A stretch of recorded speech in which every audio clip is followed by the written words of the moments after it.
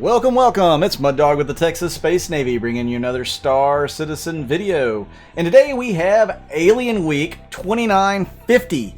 This is going to be a week-long event that we have from CIG in the wake of Invictus Launch Week or Fleet Week and Drake DefensCon. Big sale. They did a lot of money. They made a lot of money on both of those sales. And now we have Alien Week, which will also be accompanied by a sale. And let me tell you, as of posting this video, they have already passed the 300 million mark for pledges. So congratulations to everybody who's pledged. That's a tremendous amount of money that CIG has raised for this game. So let's hope that it leads to something great. So let's get into it. So what is Alien Week 2950 all about? Well, they go into the story of how humanity first met our alien friends amongst the stars. In 2438, on June 12th, humanity and the Banu race had an encounter. So there was a nav jumper by the name of Vernon Tarr who actually encountered a Banu ship that was housing a fugitive who was running from the Banu law per se. They don't really have law as much as, I guess, bounty hunters in a way. But anyways, he was fleeing from one of the Banu systems and they ran into each other and Vernon Tarr opened fire on him. This could have led to a major incident, but thankfully the United Nations of Earth were able to dispatch General Neil Sokolovich, and he was able to use some really good diplomacy and keep any fallout from happening from the experience. And then the humanity and the Banu became pretty close friends, and they definitely share a great trade relationship, as the Banu do with just about everybody. So to celebrate the historic event, CIG decided they're going to do a week-long event or celebration honoring all things alien between June 12th and June 19th. So let's find out what that really means. So first of all, they've made some of the alien stuff, they've updated it in the fan kit, so you can go download that by clicking on the fan kit link there. Some pretty cool stuff like this here that you can use on your social media and in your videos. And I mean, you can even use some of the old stuff like the Star Citizen logo, Anvil, Aegis, all those logos and stuff are all right there. So they have two contests going on all week that are really cool. I really like them. The first contest is a first contact contest. This is all about what you would say if you were to encounter an alien race. And they only want one sentence. So you don't need to write up a whole big backstory behind it. But, you know, you might want to just for your own purposes. But the rules are you can only do one sentence. It's got to be in English and it's got to be original, and there's only one entry per person. So what is your best sentence? Mine is pretty funny, I thought. You can do something funny, you can do something serious, something very diplomatic, whatever you want to do. But if you win, or if you're in the first three places, the first place gets, let's start with third place. Third place gets an Aopa Knox Q, which is pretty cool. That is a hover bike that's racing. It's very fast. Second place will get a MISC Reliant Sin, and first place will get the Aopa Khartu-al. All of them come with LTI. Very cool that you can win one of these alien ships or alien influenced ships just for writing a sentence. So guys, definitely check that out. Enter that competition. You can do it right there on that page on Spectrum. So the second contest that they have is the Intergalactic Cook-Off. I can't remember them doing this competition before for anything, but I think it's a really cool idea. So the Intergalactic Cook-Off, you're going to make some sort of food that is alien inspired or something an alien might eat. Hopefully people can eat it too, because they advise putting down a recipe as well. As you can see here, the Banu, Xi'an, and Bandol sugar cookies, they've got a recipe here and how to make it. Awesome. But you can do just about anything that is inspired by the alien races in the game. So if you've got a good recipe and you can spice it up to make it alien-like, you might win this one. So they're going to judge it by overall quality, creativity, rule adherence, and perceived tastiness. Well, they want it to taste good. After you put the recipe up, maybe some people are going to cook it and it will be pretty tasty. They're going to do an alien-themed e-cookbook at the end with everybody's recipes and pictures. So if it's a good one, maybe you'll make it into the cookbook. That would be really cool. Third place on this one gets a Knox, not the Q version, but the Knox. We'll go over the differences in a little bit. Second place gets a Banu Defender, and first place gets the Piria Blade. So really cool giveaway. You guys could definitely win if you are something of a chef, or maybe you're not and the food tastes like dog food, but maybe that's what aliens like. Who knows? Maybe the Banu love dog food. So put your recipes out in this competition and we'll see how that turns out. Back to the Alien Week page. So there's all sorts of ships on sale. Let's talk about the first ship, which is the Eopanox. So the Eopanox is a racer. It's an open canopy racer that is also capable of flying through space, kind of like the Dragonfly from Drake, only it's much faster. This thing is very fast. No cargo capacity, you can't have anybody fly on the back of it like you can the Dragonfly, but this thing is a very quick little ship, and for $45 it can be yours. You could also get the Knox Q, which is the special livery that's all, I guess, silver. It's super fast. I think it's slightly faster than the regular Q, or I mean the regular Knox. So that's something that I need to test out in game. Maybe have a little Knox versus Knox Q race. That would probably be good. It's probably best to do that in space and not on the ground. With all the rocks and stuff in the game, the Knox is kind of flimsy. So yeah, you might want to avoid planets with rocky terrain. But this one's also $45. This is my personal favorite out of the two. I ended up getting this when it first went on concept. Then you have the Khartu-al. The Khartu-al is an alien light fighter. It is from the Xi'an. This is what they use in their military. It's a little bit different from human design because it has 4 rotating thrusters. They don't use a main thruster, they use maneuvering thrusters, so it's extremely agile. It's kind of like fighting mosquitoes or dragonflies in a way. Not dragonflies from Drake, but I mean in real life. The things just buzz around like crazy, and that's kind of how I perceive this ship. Now, it doesn't exactly fly like that right now in the verse. Hopefully in 3.10 with some of the flight mechanic changes, we'll see some differences to the way that it flies and maneuvers. This thing is supposed to be the most maneuverable ship in the verse. It's not right now. But maybe we'll see it get there. It also doesn't have much of the way in armament. So like it comes with 2 size 3 fixed guns right now. I think in 3.10 they're upgrading it to size 3 gimbals. So that will actually help it a little bit in a fight, which means you could also probably put size 4 fixed on it, which could really pack a major punch for a light fighter or a scout explorer. That's what they're calling it, is a scout explorer, but it's really a light fighter. It's really big for a light fighter, so it's not the best version of a light fighter in the game, if you ask me. It's kind of expensive for a light fighter. That's part of the alien part of it. But these alien ships, a lot of them underwhelm compared to the price point. They call it an alien tax. I personally think they're going to rebalance some of these as we go forward, and they're going to be a little bit more fitting to the price tag. But that's my opinion. I could be way off.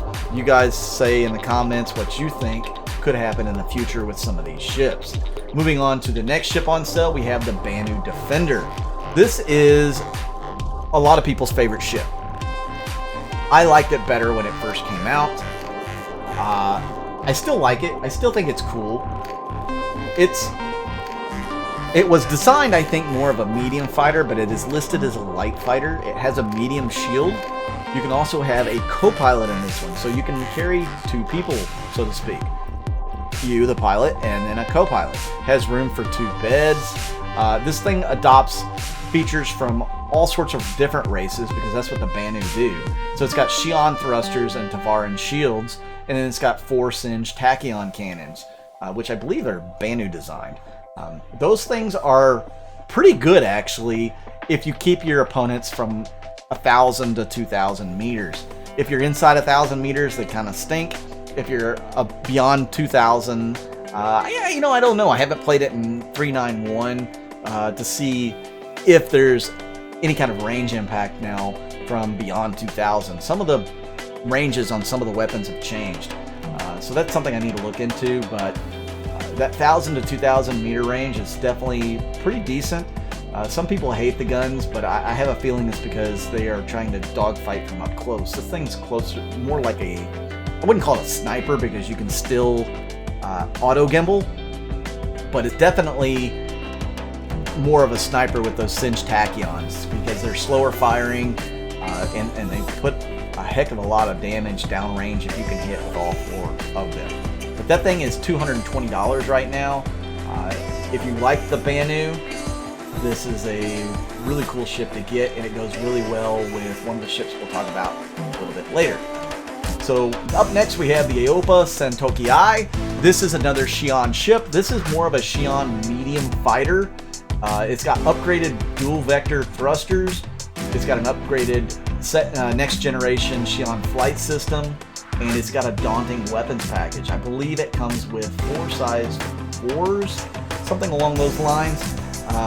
It could pack a serious punch. Now, you know, those weapons may change since they may be changing the ones on the Khartu-al. We just don't know. This is one of the ships that aren't in the game yet. You cannot fly this one yet. I think at $220, this thing is going to more than compete with your Sabres, your Hornets. I hope that it packs a little bit more of a punch than that, and it's closer to something along the lines of a Vanguard.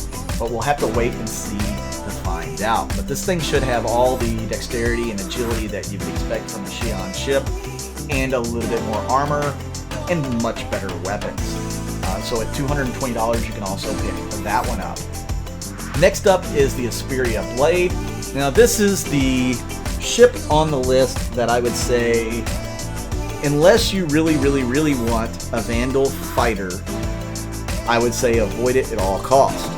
$275 is a lot of money for this little ship. It's not worth it. It's a light fighter, and the way the game is right now, it's a piece of junk. You would be much better in a Banu or a Xi'an ship even than this one. Of course, the Khartu-al is it's not great either, but the Piria Blade at $275 is probably one of the most overpriced ships of this type in the game. It's got a cool design, it looks cool, but they're really going to have to rebalance the guns and stuff on this thing to make it anywhere close to being worth $275. You know, the other Vandal ships can pack a punch because they have size 5 guns. They are going to get rebalanced. They also have the blades on there that can, when you ram an enemy ship, can do damage. This one should have that as well, though that functionality is not technically in the game yet. Maybe that'll make it worth more. I don't know. I would say probably not. They're really going to have to upgrade the weaponry on this thing. Or at least give it auto gimbals like everybody else has. I don't know. But I would avoid this ship unless you just want something Vandal. Now, saying that, I have this ship, but I also plan on using my Vandal ships as part of a Vandal fleet to maybe infiltrate and perhaps capture some more Vandal ships, or at least get past a Vandal fleet. That's kind of the way I see myself and maybe my org using these ships, or maybe using them in some other covert way. Again, I would probably avoid this ship if I were you, but we just don't know enough about how it's going to be when they rebalance everything. Like I said, I think they're going to rebalance all the alien ships further down the line. So we'll have to wait and see on this one. Unless you just really want it, I wouldn't get it. Now, my favorite out of all these ships that are on sale right now, and probably in my top 3, probably maybe even my top ship that is on my list of must-haves for me anyways, it's maybe not for you, the Banu Merchantman. This thing is cool, period. Absolutely cool. So Banu traders are renowned for their merchant prowess, traveling the space lanes and trading with everyone from humans to Vanduul. Their sturdy, dedicated trading ships are prized beyond other transports, sometimes passing from generation to generation of Banu. I think only one family of Banu actually make this ship. They are supposed to be somewhat more rare and harder to find in the verse, but these things don't sell at limited quantities, so I think there could be quite a few of them in player hands as we go down the line. How I see this ship working, I don't see it as an Ord ship, really. I see it more as a solo, I couldn't really say solo because you're going to have a crew. It's advertised as having a crew of 8. I don't know if you'll actually have to have that many, especially if you can, get NPCs to crew it for you. But I'm seeing a small group, so you and your friends, or you and some NPCs, or if you got people in your family that are playing, it might be perfect for you and your family members. Because this is going to be a ship that you can go anywhere with, practically. You can do all sorts of trading. You can do cargo running. When it was first concepted, it was designed or concepted as a blockade runner. So if somebody's got a blockade up, either that means you can shoot and fight your way through it, speed through it, or you're Banu merchantman and they know you're just there to trade whatever, and they let you through. So that's the way it was designed early on. Things have kind of changed a little bit, I believe, on the design aspect, and it's going to be more like a bazaar, a shopping center. I don't know, because they've kind of gone back and forth. We've seen 2 different variations of the design. They may actually have 2 different Banu merchantmen when this thing launches. We will have to wait and see.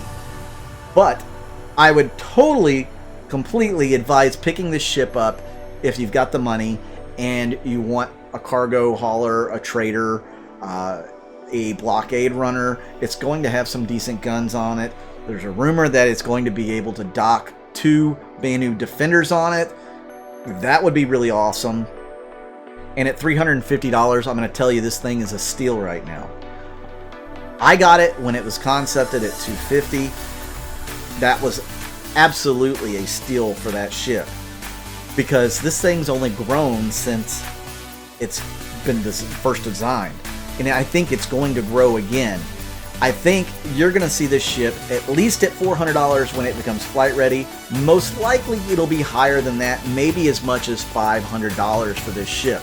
I don't see them not increasing it to at least $500, because the Prowler was like, what, $400? Something like that for a dropship? This thing is going to be so much bigger than the Prowler, and it has so much more versatility than the Prowler. So yeah, I would say get this ship if you are wanting something along those lines of that play style. This thing's going to be awesome. It's going to be big. It's going to pack a punch. It's going to have a lot of versatility. But again, I don't really see it being used by an org unless you're going to just flood a planet with merchantmen to sell your wares. I just don't see that. It's going to be more of a small group or a small family using this ship. They say it passes from generation to generation in the Banu. I can see that happening in real life.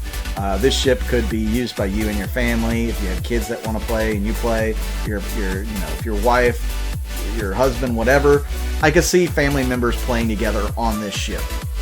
So it's a really cool ship. I really like it, as you can tell, and I think this is a must-buy. Out of all the ships here, this is the one I would get. Of course, $350 is pretty expensive, but if you're wanting to spend anything where near that money, this is going to be worth it. Okay, that's my 2 cents on that. I'm going to drop it and move on. So the ships that you can upgrade to right now, the Merchantman is going to be available Warbond only until June 15th, and the Defender you can upgrade to it as well. They also have a little thing about Xi'an language and the Banu language. You can actually learn how to speak, right? All that, those languages. It's a little dry to me, but if you guys are into that sort of thing, you could definitely check that out. So let me take a moment to say thank you to all the people who have been watching my videos. You guys are awesome. Thank you for everybody who's been subscribing.